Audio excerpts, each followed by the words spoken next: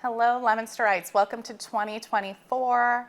This is our January episode. We're filming on the big snowstorm at the end of January, and I'm your state representative, Natalie Higgins, here for a little bit of a recap, and we'll be joined shortly with a special guest. But because we're in the middle of a legislative session, I wanted to do a little check-in and as we wrap up 2023 and head into 2024 about where we are and what has been going on in the State House. So we have a 2-year legislative session, which means we're in formal sessions from January of last year until the end of July of this year. And we have taken up over 6,300 bills so far. They all get a hearing in the state of Massachusetts, and all of our committees are busy at work kind of wrapping up those hearings. Our office, I filed 35 different bills, mostly related to the areas you're familiar with: accessible, affordable public higher education, sexual violence and domestic violence protections, mental health, especially when it comes to our youngest residents, and a lot of bills that were inspired by you that I get to work on with you. And those are some of my favorite bills to get to work on. So we're anxiously awaiting a deadline that's going to happen next month called Joint Rule 10.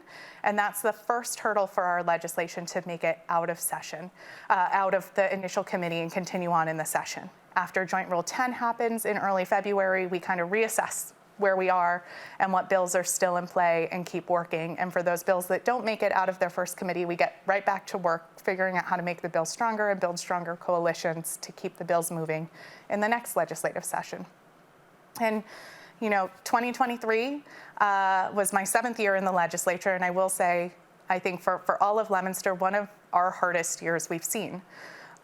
We found out just around Memorial Day that Leominster Hospital planned to close its birthing center, and we worked for months to lift up the stories of the birthing center and to show just how essential it is to not only Leominster residents, but the entire North Central region, and how essential maternal health care is to the whole Commonwealth. And losing one birthing center supporting 600 families, how much that can impact everyone in our community. And while we weren't successful with keeping that birthing center open, we have been lifting up those stories, continuing to work with our incredible nurses on the front lines to bring back services to the region, to really hold Governor Healy and her team accountable to making sure that the essential services that we have in our community stay in our community. We know healthcare is complicated, but what is not complicated is how essential this care is right here in our home, and how lucky we are to have a community hospital like Leominster Hospital so close by. But that hospital has to continue to have all of the services that we need in our community. And so together with Senator Cronin and the rest of the North Central delegation, we wrote a new bill that would reimagine the way that we do the essential services closure process. So many of you participated in that hearing with the Department of Public Health and shared your stories about how essential the maternity ward was to your family, and generally how essential services are to every single resident in this city. And so we're challenging the Healy administration to really rethink the essential services process, and challenging our hospital administrators. In order to become a hospital in Massachusetts, you have to show all of the essential services you're going to bring to a community. And one of the biggest fundamental questions we have for our hospital leadership is how many services can you cut and still call yourself a hospital? And so we're really looking forward to the hearing it's actually being heard in the next week through written testimony. We're grateful not all late file bills get a public hearing, but the Public Health Committee did schedule it for a hearing so it could continue to get consideration this session. But up until now, we've never actually proposed that if an essential service is essential to the community, it can't close. The hospital has to figure out how to preserve it and maintain it. And that's what we're hoping with this new bill. And then Leominster is still reeling from the flood of September 11th. And I know so many families are still impacted. So many families still can't go home. Their homes are still impacted. And with the snow and the melting of the snow, there's still a lot of impacts to communities all across the city. And I can share the disaster declaration process is incredibly frustratingly slow. We are more than 4 months out from the storm, and we still don't have a federal declaration. And I understand the frustration that folks can't begin to repair from the damage without that help from the federal government. And we're really grateful that for the first time ever, the state of Massachusetts, the legislature, together with Senator Cronin and I, and legislators from all across the Commonwealth who were impacted by floods over the last year, we fought for our own disaster relief fund. And we're starting to see those funds get dispersed for storms from July and August. But it's too slow, and we need to figure out how to make sure that those funds get to folks as quickly as possible, because the damage from these floods really impacts our lives in so many ways. Just the way that the mold can really impact folks and can address, can really hurt your basements and your whole living space. It's really, really challenging. And so I've had an opportunity to meet with Senator Markey and Senator Warren's team. We talk with Congressman McGovern regularly and his team to really push President Biden to make this declaration as soon as possible so we can unlock all of these additional reliefs and get them into your hands as quickly as possible. If you know folks who are still impacted by the flood and haven't connected with resources and aren't getting regular updates, you are always welcome to reach out to us, make sure that we have them on our list, because we are passing along the updates as we have them. You can always reach us at our office in Leominster, 978-227-5278. And you can reach me by email at natalie.higgins@mahouse.gov. Other issues that we continue to hear about, the number one issue we hear from Leominster residents is the cost of housing and how unaffordable the rents have become. And we've been helping families access family shelter through the EA state system. We've been helping individuals access shelter services for adults without kids, but there's just not enough resources. And so if you're hitting any roadblocks, or you know someone who isn't quite sure kind of where to go, what resources are out there, please send them our way. We're also hearing about utility costs, and we're trying to make sure that as many folks get signed up for fuel assistance as are qualified. And that's why we had for the last month and a half the staff at Mock and the fuel assistance on our TV show, really to spread the word, because so many Leominster families qualify for these services. We are hearing a little bit more from folks about unemployment, particularly with kind of long-lasting identity issues.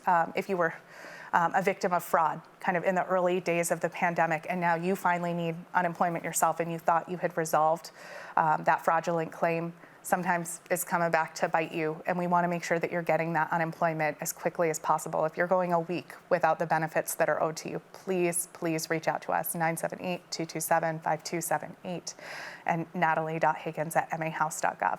Heading into 2024, we're about to take up kind of the budget debate, and the FY25 budget is going to be one of the most challenging ones that I've seen as a representative.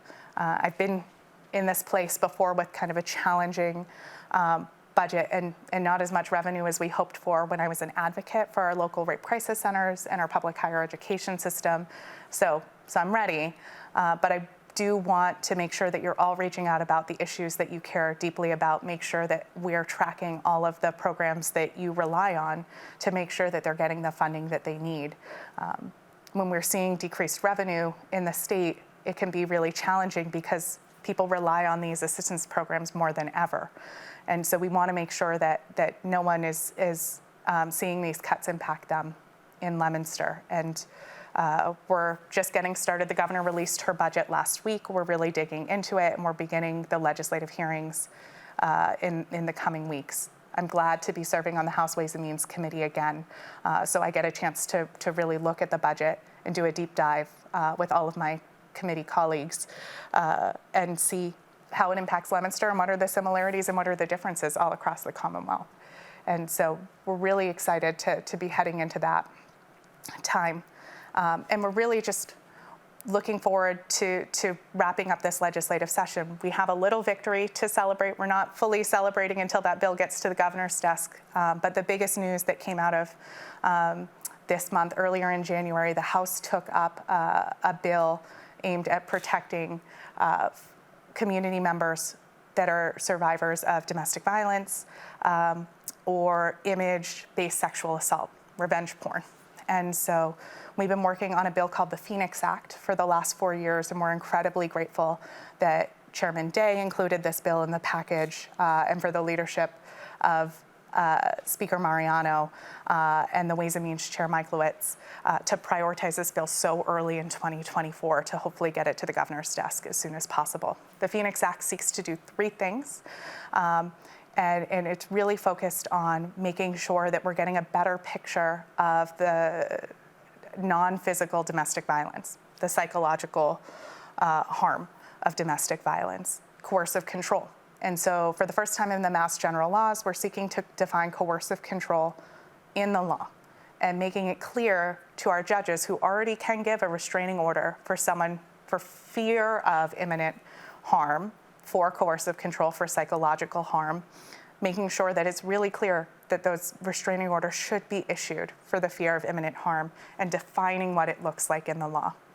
We're also seeking to give some more time for domestic violence survivors to be able to come forward and report abuse to law enforcement. For those of you who know my background, I spent about a decade as a rape crisis counselor, and for sexual violence crimes, there's a statute of limitations of 15 years. And that gives survivors time to build a supportive network and feel safe and ready to come forward and seek justice in the way that they want. For domestic violence survivors, that time limit is 6 years. It seemed completely unfair that domestic violence survivors would only have 6 years to build that support and safety to be able to come forward, while sexual violence survivors had 15 years. So we're really glad that the statute of limitations change is also included.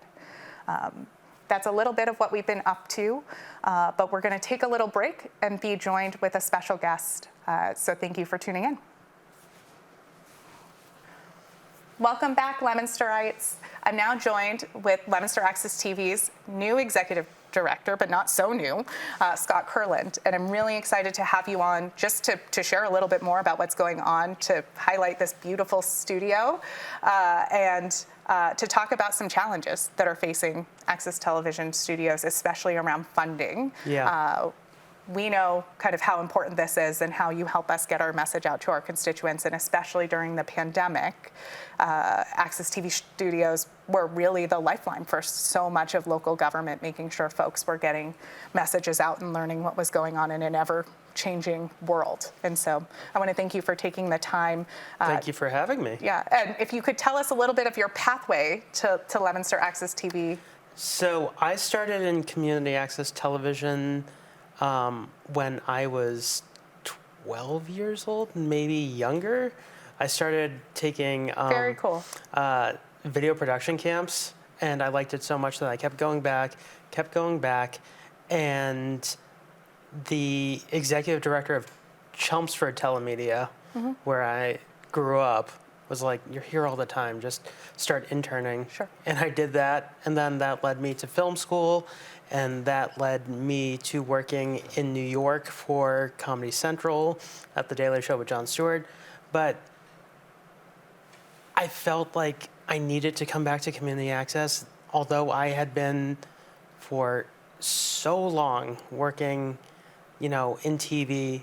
Network just didn't hit home for me. So I came back in 2010, and I started at Wakefield Community TV as their tech director. Then I went to Wilmington.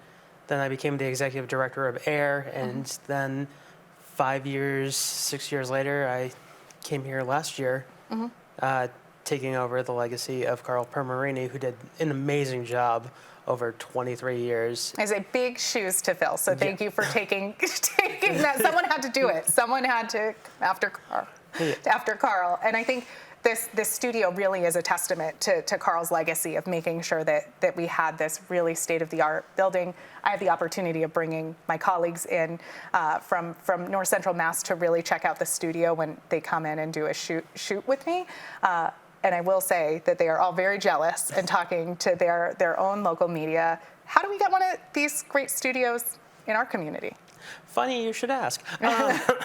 But that's a big misnomer with community access. A lot of people see community access television as like the old days of like, old sports matches, and we're not that anymore. We've always been trying to be up there with local television and even network television. A lot of stations, Northampton, they won an Emmy a few years ago, and they were up against like big heavy hitters. So community access has changed drastically. We're not even community access television anymore. A lot of places are community access media. Yeah. Well, and I think you and I have talked about that, right? Like, it's not just TV. We've been streaming at Leominster Access for quite some time. Actually, Carl started in 2001 or 2002, 2003. Yeah, we were an early innovator here in Leominster, which is great. But also, with the way that our media has changed and how we consume media and how many folks have maybe cut the cord from cable, that has impacted our access television networks, right, in your funding, because the bulk of your funding comes from kind of fees assessed on cable bills. Because Comcast, Verizon, they access the public rights of way through telephone poles, cable lines, and sidewalks that they have to pay the municipalities, and then that fee is used to create, contracts with community access stations. From there, that's where we get our funding. That's people think that, Comcast just outright gives us like endless funds. No, we are basically supported from, and hate to take this from PBS, but we are supported from viewers like you. That's how we stay afloat. And the big thing is people are cutting the cord, which that is another mislabeling, because when you cut the cord, you're still keeping internet. You're not cutting the cord. So talking about that kind of like using the cord to get your cable, we're still using the cord for our internet, and that might be where we're consuming a lot of our media. Exactly. So we're talking about the proposal that I support in the legislature is really bringing parity to whether you're consuming your information and getting your television from cable or from internet providers and streaming services.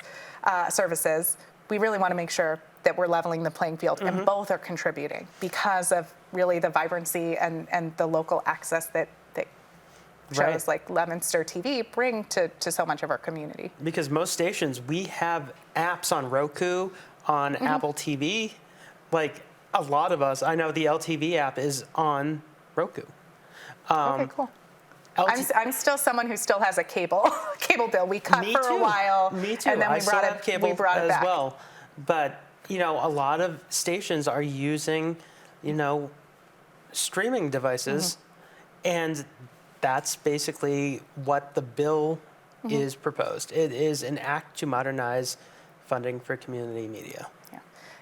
You have a powerhouse and a house sponsor, Joe Moschino, a good friend of mine. We came in as classmates, and so folks might not realize that we think of ourselves both kind of like in our class delegation, and our regional delegation is often how we do a lot of work together. But Joan is a powerhouse and a really good advocate, and I know that she's really passionate about this issue. And one of the challenges we have is, we have 6,300, 6,500 bills we're taking up every legislative session. How do we build a sense of urgency that we can't wait any longer? And you and I have talked about, for the larger Access TV studios, you can hold on a little bit longer with kind of this decrease in your revenue. But for the smaller ones, it's really getting to the point where they can't continue to operate. Yeah, the smaller communities, the small towns, because the way it works is 5% goes to the municipality, and it's based on the number of people subscribing. And that, it changes every quarter. So the bill there's two of them. but it's the same bill. We like to have a House and a Senate companion. Sometimes it's confusing for folks, but depending on which chamber wants to take it up first, you want 2 bites of the apple. Yep. So it's basically, to make it into terms that kind of hit today, it's literally what SAG and the Writers Guild of America were, striking over, to get streaming revenue. And, a lot of, we're just asking for what we are getting from cable. Yeah. That's basically it. And at a time where legislatively, we're often asking you to do a whole lot more, right? Because during the pandemic, we made so many of our governmental meetings more accessible and hybrid. Right. At a time where we're asking you to do a whole lot more and streaming so much more of our local government content, the funds have got to come from somewhere, right? Yeah. And so the stream has always been, the revenue stream has always been from these cable bills. There's one way that we can level it. One of the other things that we definitely should be talking about is making sure that you have sustainable income so that you can grow and continue to produce new content and train a bunch of local producers, right? Yeah. That's the other side of what you do is you have members who can create content, their own content, using all of your equipment, which is pretty incredible. Yeah, we have members. We're working with the Boys and Girls Club and teaching classes. We cover sporting events because that's incredibly important. We were this year, me and our sports director went to Fenway Park and we filmed the game. Yeah. And that was incredible. And that's what community access is all about. We have announcers who basically get to feel like they're working at, Nesson or NBC. And for folks who can't go all the way to Fenway, they got to watch that historic game. Peter and I went out, we made a trip of it. But for folks who can't leave their home, like, you are a lifeline for so many folks of making sure that they have good new local content in a time where we're seeing less and less media that is really grassroots and local to our community. We made sure there were 4 ways of people watching the Fenway game: on Facebook, on YouTube, streaming on Leominster.tv, or going to the actual LTV education channel on cable. And we got great, feedback. A lot of people were very happy about that. And that's why we do it, because the community is most important. The great thing about community access television is anyone can create content and feel like, Steven Spielberg or feel, like Seth Meyers, Jimmy Fallon. Like, that's the great thing, is bringing that joy to people. And that's why we do it. Yeah. Scott, if folks want to get more involved with Leominster Access TV, check out the new studios, what a membership entails, how do they get in touch? How do they reach out? So there are a few ways. They can call the studio. They can reach me at 978-878-1453, or they can go to Leominster.tv, and all of the contacts are on there as well. Find us on Facebook, Twitter, and Instagram. Or they can just show up and ask for a tour. Yeah. We're here all the time. Yeah. Well, we appreciate you so much because I would not be able to do this without your help, and you and your entire team make us look good when we do our show. And this is, this is hard, and this is really intimidating for a lot of the folks that we bring on as a guest, and maybe this is their first time doing something filmed, and you make people feel so comfortable. And so we're really, really grateful. Thank you for continuing to let us kind of share what's going on at the State House. And thank you for doing the show. Yeah, it's important, and not everyone has the opportunity to continue to do it, but it is one of the many ways we're trying to get our message out at a time where, coming out of the pandemic, folks still feel really isolated. Not everything has kind of like reconnected in the ways that it did, and there's a lot more access, but it's not always in the medium that's accessible to folks. So being able to have something that is available through TV, through online, to supplement what's going on in the local paper, right? This is just one of the many ways that we can kind of share what's going on and how folks can lift up their voices and advocate for the things that they care about. Absolutely, exactly. You mentioned the Zoom meeting coverage during the pandemic. If I can give you a small number, because I know we got to go, but most access stations covered a minimum of 127 hours of meeting coverage. And Just the logistics of covering all of that, I know is really challenging, and something that we're really trying to help the communities create more accessible spaces so that they can make these public meetings available to everyone who wants Yeah. to participate in the way that they can. right. Yeah. So, yeah. Well, thank you so much for joining us as we kick off 2024. Thank you for having me. And looking forward to bringing more content to Leominster Access TV. Absolutely. Okay. Thanks, Scott.